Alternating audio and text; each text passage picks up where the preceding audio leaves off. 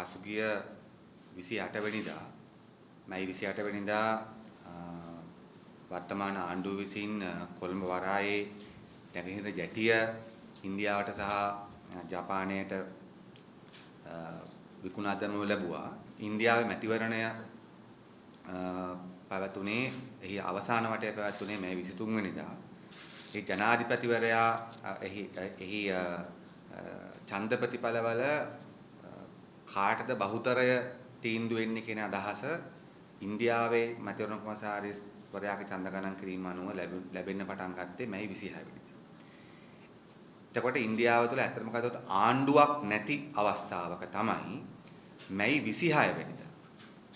ඒ කියන්නේ මෝදිගේ පක්ෂයට BJP පක්ෂයට මන්ත්‍රී ආසන 275 පයින්කොට තමයි අපි ඊටාත්ම වගකීමෙන් කියනවා ඉන්දියාවේ ශ්‍රී ලංකා මහා කොමසාරිස් කාර්යාලයට ඉන්දියානු නිලධාරීන් බලධාරීන් දැනුම් දෙන්නේ වහාම මේ කොළඹ වරායට අයිති ශ්‍රී ලංකා ආණ්ඩුවට අයිති වරාය අධිකාරියට අයිති නැගෙනහිර ජැටිය මෝදි දිවුරුම් දීමට පෙර අත්සන් කළ යුතුයි කියලා.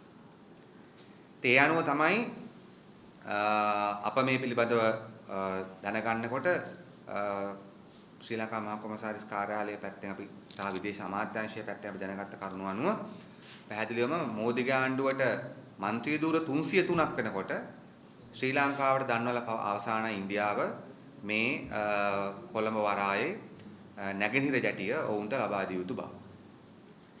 ඒ නිසා රටම පාස්කු ඉරිදා ප්‍රහාරයෙන් අතර සති 6යි මිනිසු 100 ගාණක් මැරිලා මිනිසු වේදනාවට පත් වෙලා අපි රටක් වශයෙන් අන්ත අසරණ භාවයට පත් වෙලා තිබෙන වෙලාවකදී තමයි මුළු රටම එක පැත්තකින් ජාතිවාදී අන්තවාදී සහ බිය වෙලාගෙන තියෙන වෙලාවක රටේ ජාතික සම්පත් කුණුකොල්ලයට සහ ජනවරමට විරුද්ධ විකිණීමේ ක්‍රියාවලියට අද මෛත්‍රීපාල සිරිසේන රනිල් වික්‍රමසිංහ ආණ්ඩුව ඊටාම නිර්ලජ්ජිත ආකාරයෙන් කටයුතු කරගෙන තිබෙනවා.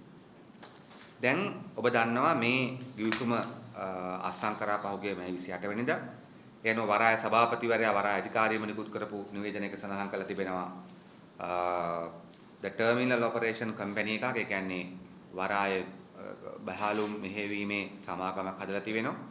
ඒ සමාගමේ ITN 51ක් ආණ්ඩුවට තියෙනවා ශ්‍රී ලංකා ආණ්ඩුවට තියෙනවා. ඉතිරි 49 ජපානයට සහ ඉන්දියාවට තියෙනවා. ඒ දෙකොල්ලන් අතර අත්සන් කළ ගිවිසුම සම්බන්ධව එදින හවස වරාය ඇමතිවරයාත් සමග ජපාන් තානාපතිවරයාත් ඉන්දියන් මහා කොමසාරිස්වරයාත් අත්සන් කරනවා. ඔබ දන්නවා මේ නැගෙනහිර ජැටිය කොළඹ වරායේ නැගෙනහිර ජැටිය සම්බන්ධ කතාව ටිකක් දිග ඉතිහාසයක් තියෙන එකක්. දැන් අපි පාර්ලිමේන්තුවේ ඉදිරිපත් කරන ලද වාර්තාන ඕකාරක සභාවට ඉදිරිපත් කරන ලද වාර්තාන අපි කියන්න කැමති දැනට ශ්‍රී ලංකා වරාය අධිකාරිය සතු. මොකද වරාය කියලා කියන්නේ අපේ රටේ පොදු ආර්ථික සම්පතක් පමණක් නෙමෙයි. ඒක අපේ රටේ එක පැත්තකින් ආර්ථික සෛරීත් අපිට ආදායම වල දෙන තැනක් පමණක් නෙමෙයි. ඒක ආර්ථික සෛරීත්වය සම්බන්ධයෙන් ගත්තමත් ඊටාම ප්‍රධාන ස්ථානයක්. මොකද අපි දන්නවා ලෝකේ වරායවල් පුද්ගලීකරණය කිරීම නිසා ලෝක රටවල් වල දේශපාලන වශයෙන් කොහොමද ධන ගස්සලා තියෙන්නේ කියලා ඔබ දන්නවා පහුගිය අවුරුද්දකට කලින් ඔය ඉන්දියාවම නේපාලට විසින් භාවිතා කරනු ලබන වරායවල් සියල්ල තහනම් කරනු ලැබුවා ඉන්දියාව සතුව තිබෙන. නේපාලයේ බරපතල දේශපාලන ආර්ථික අර්බුදයකට ගියා. ඒ නිසා වරායක් කියලා කියන්නේ හුදු මේ පොලක් නෙමෙයි. එක පැත්තකින් ඒක ආර්ථික සෛරීත්වයේ එක මධ්‍යස්ථානයක්. අනිත් එක මේක ලංකාවේ කොළඹ වරාය ගත්තොත් මේක ආරක්ෂාව සම්බන්ධව ගත්තත් අතිශය වැදගත් ස්ථානයක්. දැන් පසුගිය අවුරුදු 15ක 20ක පමණ කාලයක් තිස්සේ ශ්‍රී ලංකා ආණ්ඩු UMP ආණ්ඩු වලින් විකුණලා දැන් අද වරාය සතුව මොනවද තිබෙන්නේ? වරාය සතුව තිබෙනවා ප්‍රධාන සමාගම් සහ ජැටි ප්‍රධාන ආයතන වරාය අධිකාරිය කෙනෙක් යටතේ 8ක්. මේ 8න් ඔබ දන්නවා ජය මෙහෙයුම් නැත්නම් ජය බහලු පරාට නැත්නම් ජය කන්ටේනර් ටර්මිනල් එක විතරයි ඒක ලංකා ආණ්ඩුවට අයිතිව තිබෙන්නේ. ඊට පස්සේ තියෙනවා මාගන්පුර මැනේජ්මන්ට් කම්පැනි කියලා එකක් තිබුණා. ඒකේ තව සේවක ප්‍රමාණයක් හිටියා. ඒක ඇති මාගම්පුර කළමනාකරණයක් වුණ නැත්තරම කරන්නේ නැහැ දැන්. ඒක වරාය සතුව තිබෙනවා. ඊට පස්සේ Sri Lanka gas terminal company limited කියලා හදලා දෙනවා. ලංකාවට ගෑස් බාන ටර්මිනල් එක ඕක වරාය සතුව තිබෙනවා. අනිත් සියල්ලම පසුගිය අවුරුදු 20ක් ඇතුළතදී විකුණා දමලා බදු දීලා විවිධ දේවල් වලට ලක් කළා අවසානයේ. මම ඒවත් කියන්නම්. එකක් තමයි Hambantota international port services private limited. එහි ශ්‍රී ලංකා වරාය සතුව තියෙන 42.58ක් තිබෙන්නේ විදේශිකයන් සතුව. Sri Lanka port management and consultancy services කියන්නේ. මේකෙන් 39.99 ලංකාව සතුව තිබෙනවා. South Asia gateway terminals private limited. ඒකේ 85ක් විකුණලා තියෙන්නේ 15යි ලංකාවට තියෙන්නේ. CICT ඔය රාජපක්ෂ මහත්මයා කාලේ හදලා රාජපක්ෂ මහත්තයා කාලේ විකුණපු චීනයට විකුණපු කොළඹ ඉන්ටර්නැෂනල් කන්ටේනර් ටර්මිනල්ස් ලිමිටඩ් කියන එකෙත් ලංකාවට අයිති 15යි. ඊට පස්සේ හම්බන්තොට ඉන්ටර්නැෂනල් පෝර්ට් ගෲප් කියන එක අපේ හම්බන්තොට වරාය එහි 15යි. ඒතකොට ගත්තොත් එහෙම වරාය සතුව දැනට තිබෙන මේ ප්‍රධාන සමාගම් සහ ආයතන වලින් 8ක් තිබෙනවා. ඒ 8න් 5ක් 50%කට වඩා එහා. ගොඩක් ඒවා 85%ක්ම ලංකාවට නැහැ. 10-15 වගේ තමයි හිමි විකුණලා තියෙනවා. 3ක් තියෙනවා ලංකා ආණ්ඩුව සතුව. ඒ 3 ගත්තට පස්සේ එකෙන් මේ මෙහෙයුම් කරන ටර්මිනල් මෙහෙයුම් කරන ඒවා ගත්තොත් තියෙන්නේ ඇත්තටම ජයා කන්ටේනර් ටර්මිනල් එක තමයි ප්‍රධාන වශයෙන්. දැන් අද මේකේ තත්ත්වය කොහොමද? දැන් ලංකාව සතුව මේ ලංකාවේ මේ වරාය සතුව තිබෙන විවිධ කන්ටේනර් රංගන නැත්නම් මේ ජැටි පුද්ගලීකරණය කරලා දැන් අද වෙලා තියෙන දේ තමයි ශ්‍රී ලංකා වරාය අධිකාරිය පවත්වාගෙන යන්න බැරි තරම් බිඳවැටීමකට ලක් වෙලා තිබෙනවා මේ විකිණීම් හරහා. මා අපට මේ පෙන්වන්නේ දැන් මේ අද මේ ගිවිසුම් අත්සන් කිරීමට විකිණීමට අවසර ලබා දුන් මුදල් අමාත්‍යාංශයම 2018 සැප්තැම්බර් 19 වෙනිදා 2018 මීට මාස 8කට පමණ කලින් 2018 සැප්තැම්බර් 19 වෙනිදා මේ තියෙන Department of Public Enterprises General Treasury මේකෙන් පාර්ලිමේන්තුවට ඉදිරිපත් කරන ලද වාර්තා. ඒතර ඒ වාර්තාවේ ඉතා පැහැදිලිව කියනවා මේ තියෙන්නේ මම දන්නවා මේ දත්ත තරම්ම වැදගත් නෑ. නමුත් මගේ තර්කය සනාථ කරන්න රටේ ජනතාවට අවශ්‍යයි. මේ ඔබ බැලුවොත් පේනවා මේ තියෙන්නේ 20 equal units handling number කොච්චර මිලියන් කියන්නේ කන්ටේ සරල භාෂාවෙන් කිව්වොත් කන්ටේනර් කොච්චර ප්‍රමාණයක් වරාය අධිකාරිය සතුව තිබෙන ටර්මිනල්ස් වලින් හැසිරෙව්වද කියන එක පිළිබඳව දත්තය මේ තියෙන්නේ. ඔබට පේනවා මිලියන් වලින් මේක තියෙන්නේ. 2014 දී ඒක මිලියන් 2.6යි. 13 15 දී 2.3යි. 16 2.1යි. 17 2යි. මාස 6ක් ඇතුළතදී 2018 1.1යි. ඒ සරල කතාව ගත්තොත් ශ්‍රී ලංකා වරාය අධිකාරිය සතුව තිබෙන ජැටිවල කන්ටේනර් හැන්ඩල් කරන ප්‍රමාණය අඩු වෙනවා. වරාය අධිකාරිය සතුව වරාය අධිකාරිය ඇතුලේ තියෙන වෙන විදේශීය සමාගම් සතුව තියෙන ටර්මිනල් වලින් තමයි මේ කන්ටේනර් වැඩිපුර හසුරවන්නේ. නැව් වැඩිපුර එන්නේ ඒවට. ඒකට හේතුව ඔබතුමාලා දන්නවා. ඒකට හේතුව ඒවා නවීන ජැටි, ඒවා ගැඹුරුයි, ඒවා විශාල නැව් වෙන්න පුළුවන්. ඒ නිසා තමයි ක්‍රමානුකූලව වරාය අධිකාරිය සතුව ආණ්ඩුව සතුව තිබෙන එක දුර්වල වෙමින් කුලියට දුන්නු ඒවා විකුණපුවා පෝසත් වෙමින් තිබෙනවා. දැන් මීටත් අමතරව දැන් මේක නිසා වරාය අධිකාරිය ආදායමට මොකද වෙලා තියෙන්නේ? මේවා පැතරම් වැදගත්ද කියලා මම හිතන්නේ. නමුත් මගේ තර්කයට මම ඉදිරිපත් කරන්නේ මේ ඔබතුමාට බැලුවොත් පේනවා මේ භාණ්ඩාගාර ලේඛන. භාණ්ඩාගාරම කියනවා මේ බලන්න 2014 අවුරුදු 3මාර තුද ගත්තොත් වරාය අධිකාරිය ලැබෙන රෙවෙනියු ඉන්ක්‍රීස් කියලා කිව්වට රෙවෙනියු එක අඩු වෙලා තියෙනවා. ප්‍රස්තාරය බැලුවම පේනවා අඩු වෙලා තියෙනවා. එතකොට දැන් මේ තත්ත්වයටදී මේකට හේතුවත් දාලා තියෙනවා මේ treasury එකම the main reason for revenue decline is the fierce competition for Sri Lanka Ports Authority from the private domestic port operators. ඒක සාමාන්‍ය සිංහලෙන් කිව්වොත් treasury එකම කියනවා මේ වරාය ආදායම අඩු වෙන්න හේතුව වරාය ඇතුළෙම ඉන්න පුද්ගලික තරගකාරී සමාගම් වල දරුණු ඒ තරංකාරීත්වය කියලා. දැන් එතකොට මේක මෙහෙම තේදි තමයි මේ වරාය නැගෙනහිර ජැටිය විකුණා දැමීමට අවශ්‍ය කරන පියවර 2015 ආසන්නෙ ඉඳන්ම පටන් ගන්න. මම ඉතිහාසයේ පොඩ්ඩක් කියගෙන මොකද මේ ආදායම් මිදවැටීමත් එක්ක මොකද වෙන්නේ? ඔබ දන්නවාද කොළඹ වරාය ආදායමෙන් තමයි හම්බන්තොට වරාය ණය ගෙවන්නේ. අපි දැන් හිතුවට මේ සාතික පැහැදිලිව කියන්න පුළුවන්. අපි ගන්න සනාත කණපුලා ලේඛන තියෙනවා. හම්බන්තොට වරාය චීන සමාගම් වලට අවුරුදු 99කට බදු දුන්නට තවමත් චීනෙට ඒ ණය ගෙවනවා. ඒ ණය ගෙවන්නේ ශ්‍රී ලංකා වරාය අධිකාරිය. ණය කැපිලා නැහැ. ආණ්ඩුව කරලා තියෙන ගේමක්. භාණ්ඩාගාර ගේමක් ගහලා තියෙන්නේ. වරාය අධිකාරිය සතුව තිබිච්ච හම්බන්තොට වරාය චීනෙට බදු දුන්නා. බදු දීලා චීනෙන් ඒ සඳහා දුන්නු මුදල භාණ්ඩාගාරට අරගෙන වරාය අධිකාරියට කියලා තියෙනවා ඕගොල්ලෝ ණය ගවන්න කියලා. ඒසත වරාය අධිකාරිය කොළඹ හම්බ කරන ආදායමෙන් තමයි හම්බන්තොට ණයත් ගවන්න ඕන අනිකුත් දේවලුත් කරන්න ඕන. ඉතින් ඒ නිසා මේ වරාය අධිකාරියේ මේ ආදායම අඩු වෙනවා කියන එක ඇතුලේ මොකද්ද වෙන්නේ? දැන් මත්තල විකිණීමට තර්කය හැදුවේ මත්තල පාඩුයි කියන එක. ගොඩක් අය විකුණන තර්ක හදන්නේ පාඩුයි කියන. ඒ නිසා වරාය අධිකාරිය පාඩු ලැබෙමින් අනිත් පාඩු ලැබෙන තත්ත්වයටපත් වෙමින් තිබෙනවා. පාඩුයි ගොඩක් අවස්ථාවලදී එසේ තිබියදී තමයි 2015 ඉතාලක් කීමෙන් කියන 2015 වෙන විට මේ නැගෙනහිර ජැටිය කියන්නේ. කියන්නේ ශ්‍රී ලංකා වරාය සතුව තිබෙන නවීනතම විශාල නාවික යාත්‍රාවලට එන්න පුළුවන් ප්‍රධානම ජැටි දෙකක් තිබුණා. එකක් දකුණු වරාය ජැටිය. ඒක වික්කා චීනුන්ට.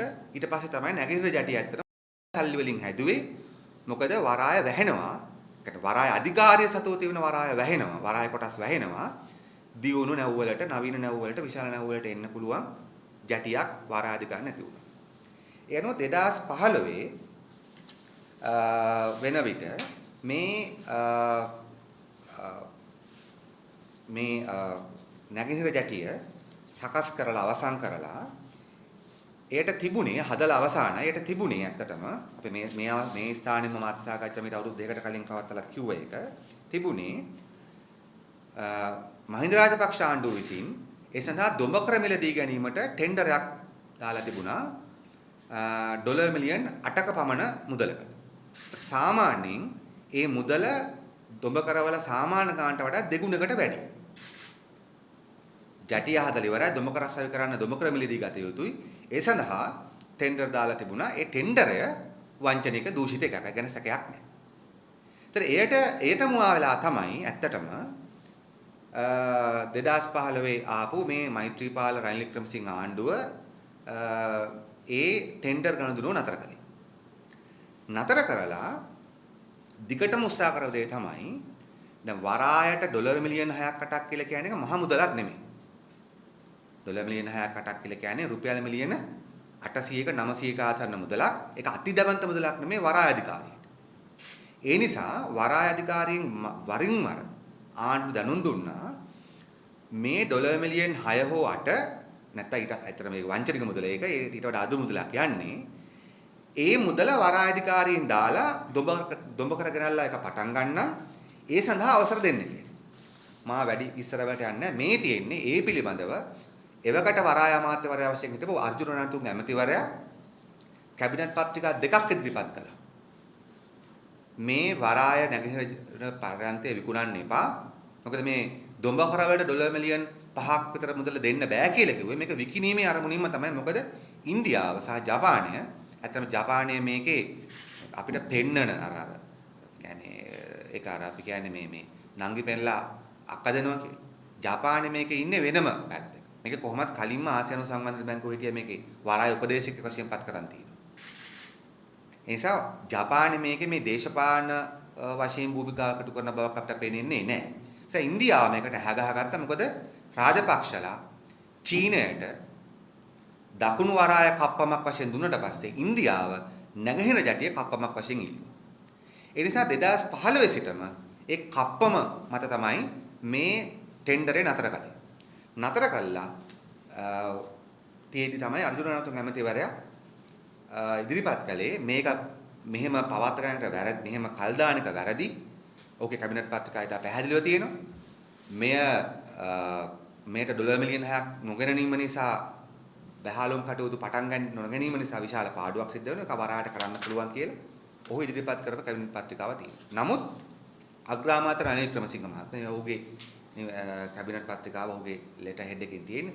ඔහු 2016 නොවැම්බර් 28 වෙනිදා කැබිනට් පත්‍රිකාවක් දාලා කිව්වා මේක අනිවාර්යයෙන්ම විකුණනවා. ඒ විකුණද්දී ආණ්ඩුවේ කිසිම එකකට no government entities should be allowed to compete. දැන් මේක ටෙන්ඩර් කරද්දී ආණ්ඩුවට ඉදිරිපත් වෙන්න බෑ. ඒ අනාදී වශයෙන් දාලා මේ විකිණීමට අවශ්‍ය කරන පසුබිම හැදුවා. ඒ කියන්නේ ඉන්දියාවට කප්පම දෙන්න 2016 හැදුවා. නැවත වතාවක් අර්ජුන රණතුංග ඇමතිතුමා 2016 දෙසැම්බර් මාසේ 5 වෙනිදා නැගෙනහිර බහලුම් පාරාන්තය සඳහා සංවර්ධනා මෙහෙයුම් විකල්පයක් කියලා කැබිනට් පත්‍රිකාවක් ඉදිරිපත් කළා. ඒ කැබිනට් පත්‍රිකාවට උත්සාහපෑල් සඳහන් කළා තියෙනවා මේක විකිණීම වැරදි මේක ආණ්ඩුවට මේක වරායට කරන්න පුළුවන් කියලා. මේ සමගම ශ්‍රී ලංකා වරාය අධිකාරියේ ඉංජිනේරු සංගමය සහ සියලුම වෘත්තීය සමිති මා සතු ඒ වෘත්තීය සමිති ලිපි ලේඛන තියෙනවා මේ තියෙන ඒවා ඔවුන් ඉදිරිපත් කරන ලැබුවා ආණ්ඩුවට සහ ඇමතිවරයාට ඔවුන් ලෑස්ති උන්ට 100%ක්ම පුළුවන් මේ නැගෙනහිර ජැටිය කරන්න ඒ නිසා මේක විකුණන්න එපා කියලා. ඒ නිසා අර්ජුන රණතුංග ඇමතිවරයා කැබිනට් පත්‍රිකා මගින් සනාථ කරලා තිබෙනවා. අද අපි මේකේ ස්ථාවරේ වරාය සීලම වෘත්තීය සමිති සනාථ කරලා තියෙනවා මේ විකිණීම වැරදි කියලා. නමුත් එසේ තිබියදී තමයි දැන්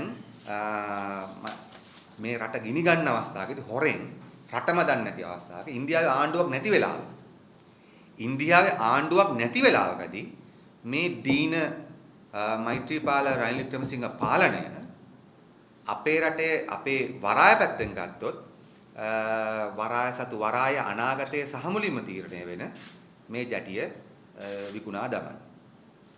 දැන් මේ විකුණා දැමීම නිසා සිද්ධ වෙන ආර්ථික පාඩුව අතිවිශාල එකක්. මම හිතන්නේ ඒක ඔබට පැහැදිලි කළ යුතුයි කියලා වාර්තාවලම පේනවා. මේකේ බරපතල ආදායම් මිදවැටීමක් දැනට තිබෙනවා.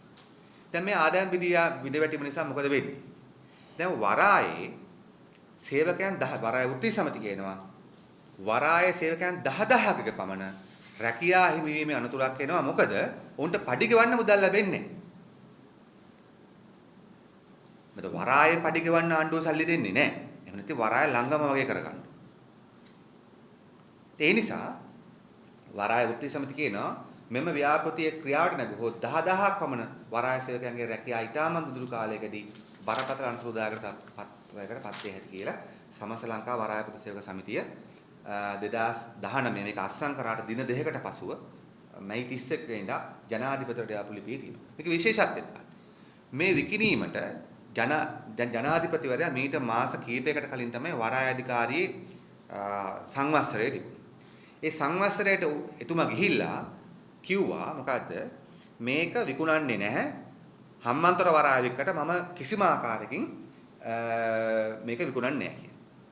ඒක තමයි ජනාධිපතිවරයා දුන්නු සහතිකය වරාය සංවත්සරේ. මීට මාස කිහිපයකට කලින්. කොහොමද මෛත්‍රීපාල සිරිසේන මහතාට කියන දේවල් වැඩිපුර පක්ෂයක් වශයෙන් අපි මේ බරක් තබන්නේ නැහැ. නමුත් වරාය වෘත්තීය සමිතිය සඳහන් කරලා තියෙනවා ඔබතුමා වරාය සංවත්සරයේදී අවස්ථා කිහිපයකදී මෙහෙම කිව්වා කියලා.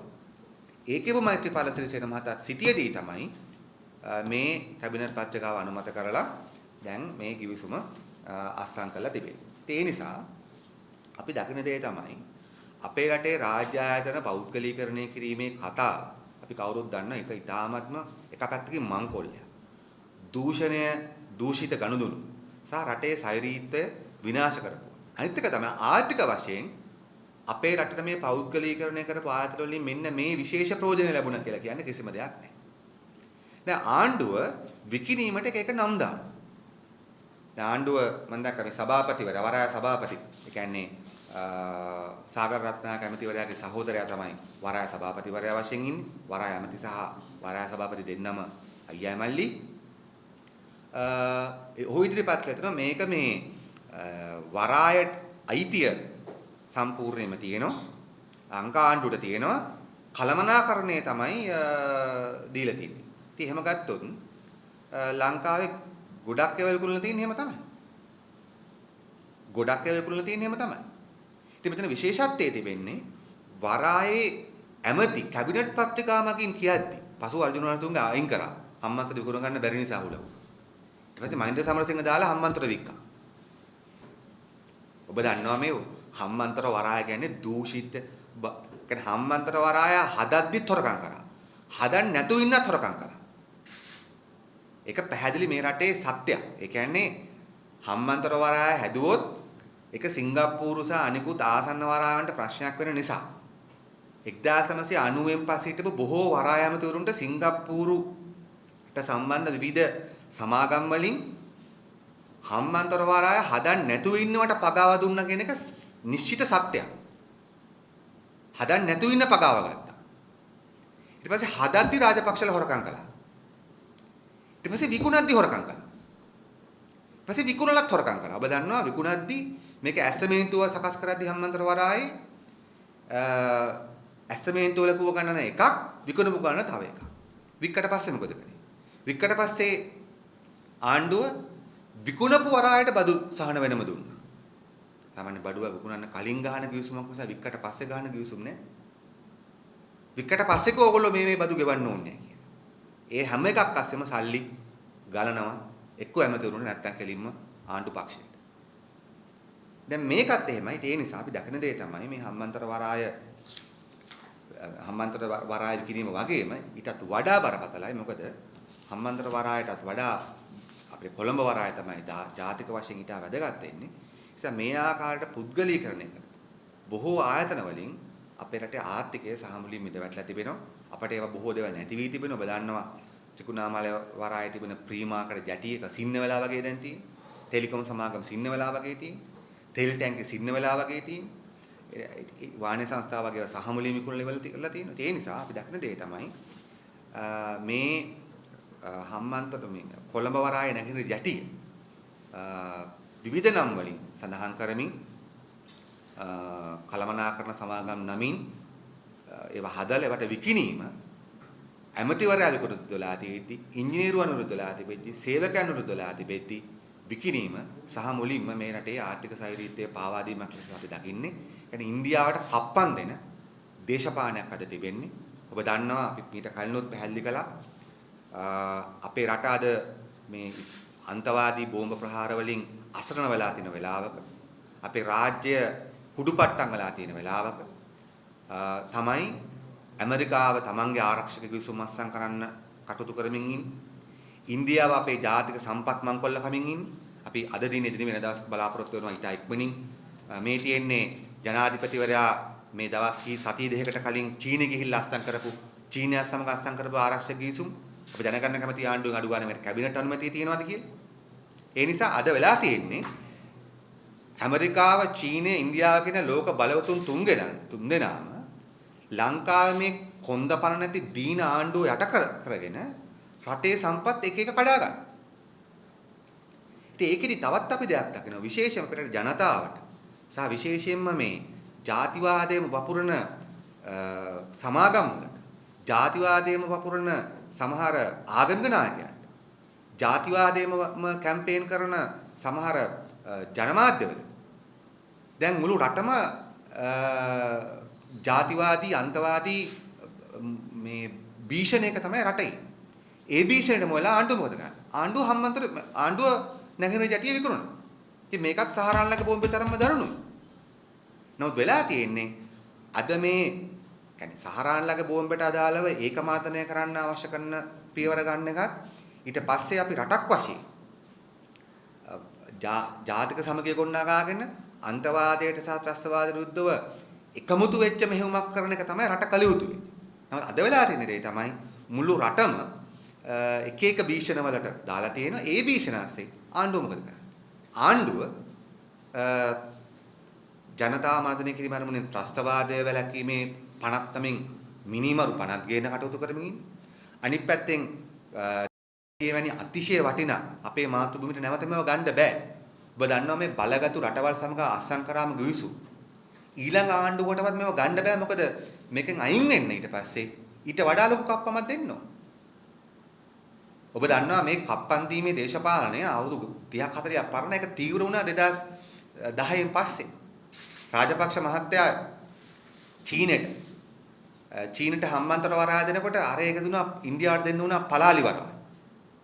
චීනට මත්තල හදන්න දෙනකොට ඉන්දියාවට දෙන්න උනා පලාලි ගුවන්තොටුපළ අර සමානයි. මම හරියට කිව්වොත් චීනයට හම්බන්තොට වරාය හදන්න දෙනකොට ඉන්දියාවට දෙන්න උනා රාජපක්ෂ මහත්තයාට කංකසතුරේ වරාය හදන්න. චීනට මත්තල ගුවන්තොටුපළ හදන්න දෙනකොට ඉන්දියාවට දෙන්න උනා පලාලි ගුවන්තොටුපළ හදන්න. ඊට පස්සේ චීනට නෝරච්චෝල දෙනකොට ඉන්දියාවට දෙන්න උනා සාම්පූර්ණ බලාගාරයක් හදන්න. චීනට බෙලියත්ත දක්වා දුම්රිය මාර්ගය දෙනකොට ඉන්දියාවට දෙන්න උනා ශ්‍රී ලංකා දුම්රිය දෙපාර්තමේන්තුව නිලධාරීන් කියද්දි අපිට කරන්න පුළුවන් කියලා තියෙන්නේ. ඉන්දියාවට දෙන්න උනා උඩරට යාපනය දක්වා දුම්රිය මාර්ගය හදන්න. ඉන්දියාවට තෙල් තෙල් තියෙනවා කියලා සැක කරන මන්නානන්දෝණියේ බිම් කට්ටලයක් දෙනකොට චීනට දෙන්න උනා දකුණු ප්‍රදේශයේ අපේ මුදු කලාපයක් චීනෙට. ඒ නිසා මේ කප්පන් දේශපාලනයේ එක බලවතෙක්ට කප්පමක් දුන්නොත් ඊළඟ බලවතා කප්පම ඉල්ලනවා.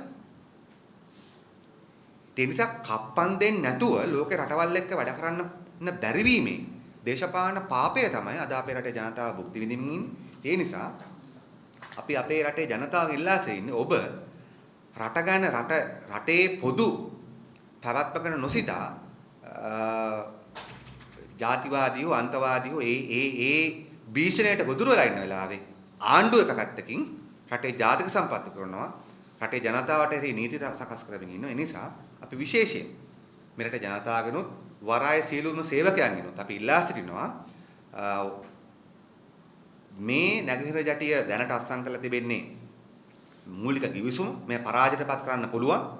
වරාය සේවකයන්ට මේ සහ මුලින්ම පරාජයටපත් කරන්න පුළුවන්. මොකද ඔබේ රැකියා සහ මුලින්ම මේක නැති වෙනවා. ඒ නිසා වරාය සේවකයන් සියලු දෙනා ඒකාබද්ධ වුණා. මේක පරාජයටපත් කරන්න පුළුවන්. ඒ නිසා ජනතාවන්ට වශයෙන් අපි පැහැදිලිවම ඉල්ලා සිටිනවා සීලම වරාය සේවකයන්ගේ. එහි සමහර නායකයන් පාලකයන්ගේ විවිධ වරප්‍රසාදවල ගොදුරු වෙලා විවිධ අවස්ථාවලදී සටන් පාවා දීපු අවස්ථා අපි දන්නවා. නමුත් අපි ඉල්ලා සිටිනවා රටේ අනාගතයේ නාමයෙන් වරාය සියලුම සේවක මහත්මීන් එකතු වෙලා මේ දුර්දාන්ත මේ පාවා දීමේ ආර්ථිකය පාවා දීමේ මේ ගිවිසුම පරාජයටපත් කරන්න කටයුතු කරන්න කියලා ජනතාන්තර වශයෙන් මේ සම්බන්ධව පුළුල් දේශපාලන ඒ වගේම වෘත්තීය සමිති ක්‍රියාමාර්ග වලට යන ලෑස්ති. නිසා මේක ආරම්භක දැනුවත් කිරීමක් වශයෙන් තමයි අපි අද දිනේදී කරේ. ඒ නිසා මේ පිළිබඳව රට ජනතාව දැනුවත් කරන්න කියලා ඉල්ලා සිටිමින් විශේෂයෙන් අපේ රට අසරණ බවට පත් වී සිටින වෙලාවකදී ලෝක බලවතුන් එක රාශි වෙලා රටේ කෑලි කඩා ගන්න දරන මේ උත්සාහය පරාජයටපත් කරන්න අපේ රටේ සිංහල දෙමළ මුස්ලිම් ජනතාවට එකවන්ව සමගිව ඉස්සරහට එන්න කියලා ඉල්ලීම ජයප වශයෙන් සිදු කරනවා. නැගෙනහිර ජටිය මේ කෙනෙකුගේ කිවිසුමේ සඳහන් කරන්නේ කොච්චර දුරකටද මේක විකුණලා තියෙන්නේ කියන කාරණේ. ඔව් මෙහෙමයි. ඒ කිවිසුමේ තිබෙන විදියට තියෙන්නේ ශ්‍රී ලංකා ආණ්ඩුවට 51%ක් ඊළඟට ජපානයෙන් අවුරුදු 40කට ණය මුදලක් ලබා දෙනවා කියන එක එහි පොලිය නිශ්චිතව සඳහන් කරලා තිබුණාට එහි ඉන්දියානු කොටස සම්බන්ධ. ඒ කියන්නේ 49% ජපානය සහ ඉන්දියාව අතර බෙදෙන විදිය සම්බන්ධ අවසාන එකඟතාවයකට මේ රටවල් දෙක ඇවිල්ලා නැහැ. ඒ නිසා මේක මේ කඩිමුඩි අස්සම් කරපු දෙයක්. ඒ නිසා දැන් මේ දාලා තියෙන සුන්දර කතා බොහෝ විට වෙනස් වෙන බලා මම දැක්ක ආණ්ඩුවේ ඇමතිවරයෙක් කියලා මේ ඊටාත්ම අඩුම පොලියකට තමයි විකුණලා තියෙන්නේ කියලා. නමුත් ඒ පොලිය නිශ්චිත නෑ. මොකද ඉන්දියානු මැදිහත් වීම සම්බන්ධ කොන්දේසි හරියට මේක පැහැදිලි නැති නිසා. මේක කළා තියෙන්නේ පැහැදිලිවම අපි අනාතලා ඉන්න වෙලාවේ ගිවිසුමක් ගැහුවා. ඒ ගිවිසුමේ තියෙන විකුණනවා කියන එක විතරයි. ප්‍රධාන වශයෙන්. අඩු ගානේ ඉන්දියාව කොච්චරද ජපාන කොච්චරද කියලාවත් හරියට පැහැදිලිව නැහැ. ඒ නිසා ඉස්සරහට තමයි ඒගොල්ලන් මේකේ ඊළඟ දේවල් සකස් කරන්න කටයුතු කරමින් ඉන්නේ කියන එක තමයි අපිට දැනලා තියෙන තොරතුරු වල තියෙන්නේ. ලංකාවේ ජාතික ආරක්ෂාව මේ වෙලාවේ දැනුකාල් තත්ත්වයක තියෙන අවස්ථාවක සහ දේශපාලන වශයෙන් අස්ථාවර පාදක වෙන අවස්ථාවක ඇයි ඉන්දියාව මෙච්චර කඩිමුඩියේ මේ වගේ කිවිසුමක් අත්සන් කරන්න හේතුව තුමා දකින්නේ? ඒක පැහැදිලිවම කියන්නේ ඉතින් රටක් දුර්වල වුණාම රටක දේශපාලන අභ්‍යන්තර අර්බුද වැඩි වුණාම රටක සිවිල් කළමනාකාරීත්වය නැති වුණාම මේ වගේ බෝම්බ ප්‍රහාරයක් වගේකින් අපි අසරණ වුච්ච වෙලාවකදී රටවල් වල අතාම්බරවල වැඩ කරගන්න දන්නවා. ඒක මෙහෙම එකක් මේ. අපි අසරණ වෙච්ච වෙලාව අපිව දනගස්සලා අපි දැන් මේක අස්සම් කරගත්තා. يعني හරියට ડોකියුමන්ට් එකවත් නැතුව සම්පූර්ණ. ඒ නිසා මේ තියෙන්නේ අසරණ භාවයටපත් වෙච්ච රටක් දනගස්සනවා. ඉතින් දනගස්සන්නේ ජනාධිපතිලා අගමැතිලා එකතු වෙලා. දැන් ජනාධිපතිලා අගමැතිටයි තමන්ගේ කාර් එකයි කොඩියයි වරප්‍රසාද ටිකයි නේ ඒගොල්ලෝ ජනාධිපතිකම කරනවා කියලා හිතන්නේ. අගමැතිකම කරනවා කියලා හිතන්නේ. ඒ නිසා ඒගොල්ලන් තමන්ගේ ජනාධිපතිකම රැකෙනවා නම් තමන්ගේ අගමැතිකම රැකෙනවා නම් තමන් ඕන දෙයක් දෙන ලෑස්ති කෙනෙක් තමයි මේක තියෙන්නේ. අඩුම ගානේ ජනාධිපතිවරයා නිතර විවිධ දේවල් කතා කරන ජනාධිපතිවරයා. අඩුම ගානේ උට කියන්න තිබුණා මේක. දැන් මේක පත්‍රෙන් දැක්කයි කියලා කියන්න බෑ. මොකෝ එතුමා හිටපු කැබිනට් එකේ මේක අසං කරේ. ඒ නිසා තාම නින්දාසහගතයි මේ නායකයන් හැසිරි. ඒකයි මට කියන්නේ. ඉතින් මේ චීන ගිවිසුම සම්බන්ධව ගත්තත් ඒකයි. අප දන්නා තරමින් මේකට කැබිනට් අනුමැතියක් නැහැ. අප කියන්නේ නැහැ ලෝකේ රටවලක නඳුනු ගන්න එපා සහයෝගිතා වෙන් කටයුතු ගන්න එපා කියලා. නමුත් ඔබ දන්නවා ඇමරිකන් ආරක්ෂක ගිවිසුම් සමහර ඒවා අත්සන් කළා තියෙන කැබිනට් මණ්ඩලය දන්නේ නැතුව. දැන් කරන සාකච්ඡා කැබිනට් මණ්ඩලය දන්නේ නැතුව. අඩු ගානේ කැබිනට් මණ්ඩලය. මම කියන්නේ මේ කැබිනට් මණ්ඩලය දූෂිත රට ආදරේ නැති එකක් කියන එක වෙනම කතාවක්. නමුත් මේ කැබිනට් මණ්ඩලය රටේ ජනතාවපත් කරපු එකක් නේ. නිසා කැබිනට් මණ්ඩලය හොරකම් කරනවද වංචා කරනවද කියන එක කියනවා ජනතාව උන්පත් කරපු. නම් අඩුම ගානේ නීතිමය වශයෙන් ගත්තොත් ඒ පත් කරපු කැබිනට් මණ්ඩලයව දැනගන්න ඕනනේ. ඒ නිසා ඒකයි අපි දකින්නේ. රනිල් වික්‍රමසිංහ අගමැතිතුමා පොඩි දෙකකින් කියලා තියෙනවා සහරාන්ති කල්පිතෝගේ කාලේ නැවත එන්න පුළුවන් කියලා. ඒ නිසා නව නීති ඇතුළත් ප්‍රතිදර්ශ පාඩාවක් ඕන කියන. මොකද ඔබතුමාලගේ අදහස? අපිට කියන්න තියෙන්නේ මේකයි. දැන් ලංකාව තුල දැන් මේක බිල්ලම වන්න පාවිච්චි කරන්න එපා කියලා ඉල්ලා සිටිනවා. ඒ කියන්නේ ලෝකේ 100% ආරක්ෂිත රටක් නැහැ. ඒ වගේම අන්තර්ජාතික ත්‍රස්තවාදයක් තියෙනවා. ඒ වගේම අපේ රට තුල අවුරුදු ගාණක් තිස්සේ ගොඩ නගපු ඉස්ලාමීය අන්තවාදී ත්‍රස්තවාදයක් තියෙනවා. ඒ නිසා එහි හිටපු සියලුම දෙනා අත්තර ගොඩ ගත්තා කියන එක මම හිතන්නේ කරන්න බෑ. ඒක එහෙම වෙන්නේ නෑනේ.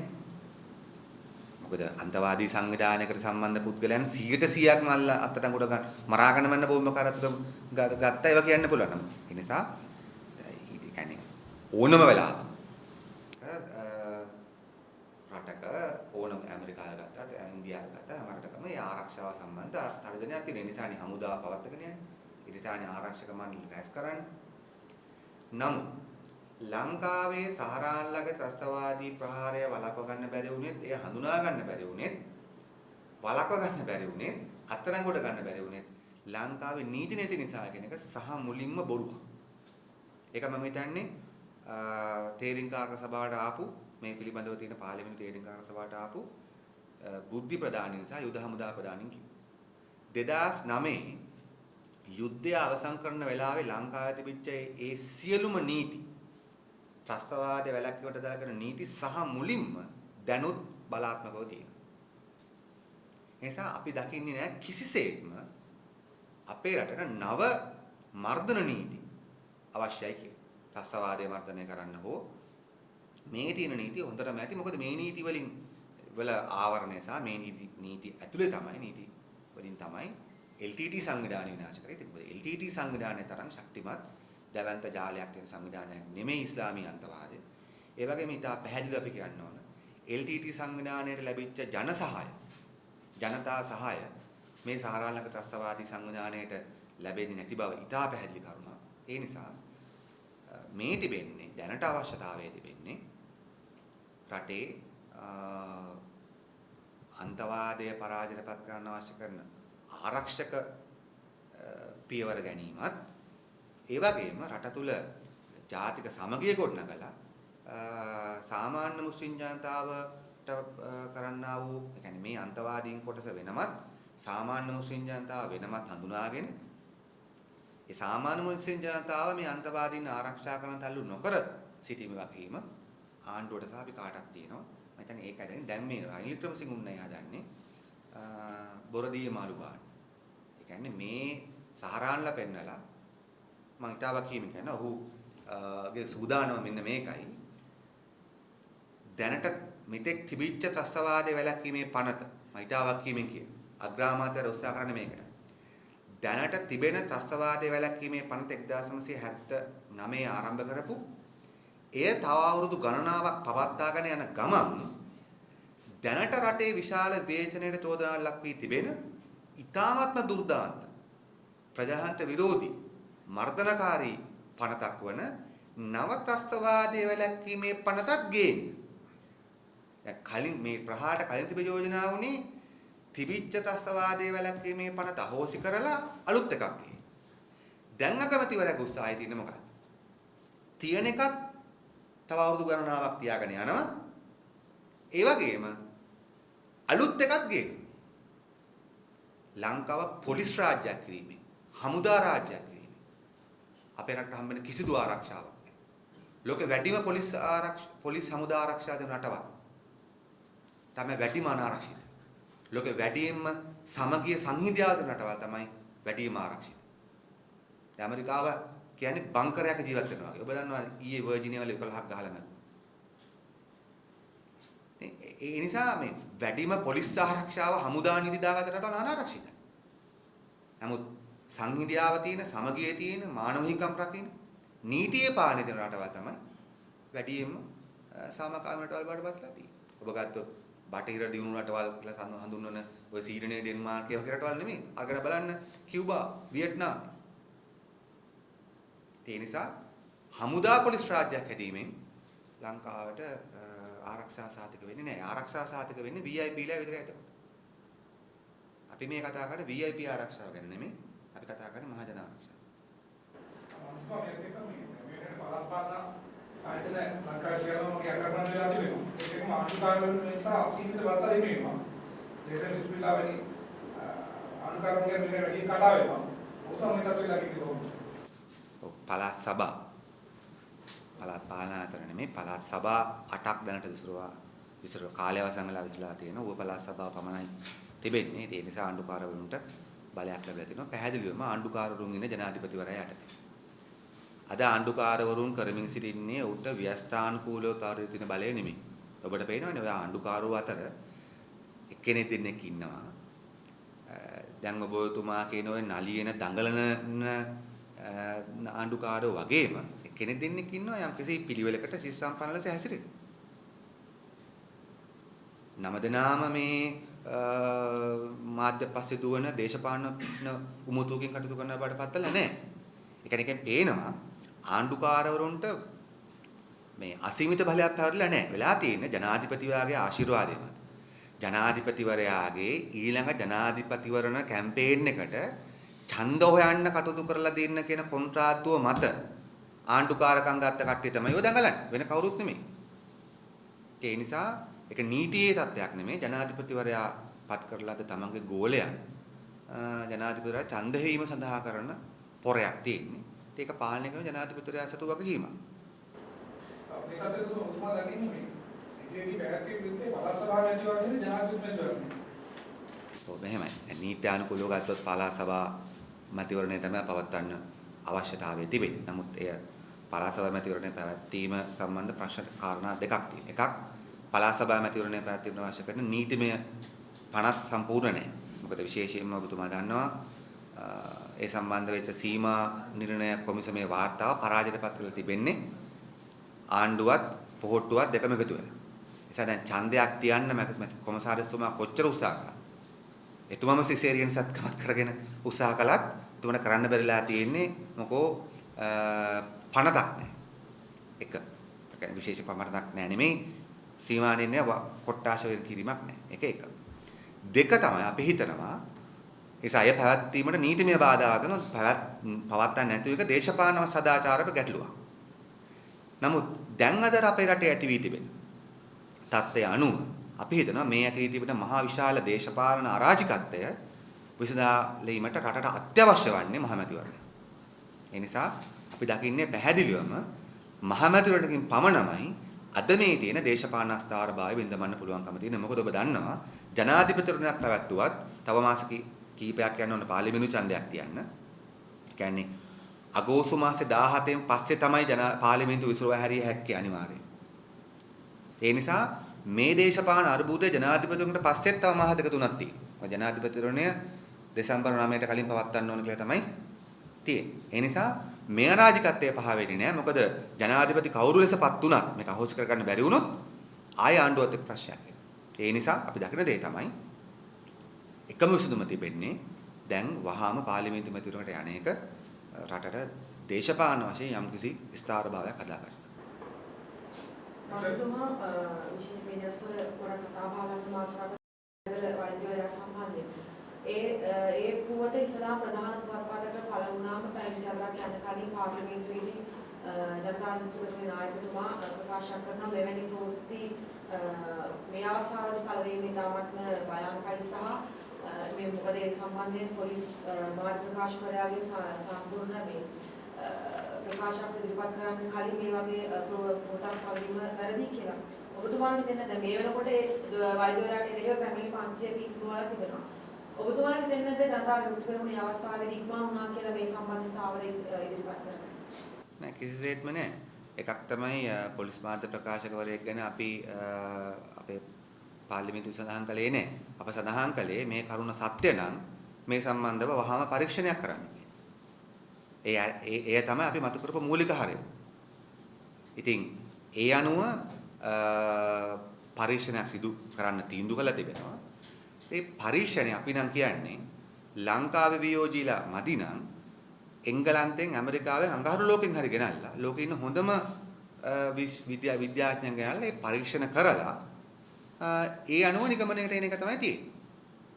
මා විශ්වාස කරනවා එවැනි පුවත්තක් දැන් සහරාංග බෝම්බේ නැතුව පළ වුණා නම් සහරාංග බෝම්බේ නැතුව පළ වුණා නම් මම හිතනවා සහරාංග බෝම්බේට වඩා වැඩි විනාශයක් කළ හැකි පුවතක් ඒක. ඒ කියන්නේ සහරාංගේ බෝම්බය පහර වැදිලා රට විනාශලා තිබෙච්ච නිසා ඊට පසුව පහුගිය මැයි 13 වෙනිදා ඔය යම් ප්‍රදේශවල ජාතිවාදී කලකොලහල වෙලා තිබීම නිසා යම් ප්‍රමාණයකට සමාජය මේ අන්තවාදී ජාතිවාදී තත්ත්වය ගැන සංවේදීව හිටපු වෙලාවක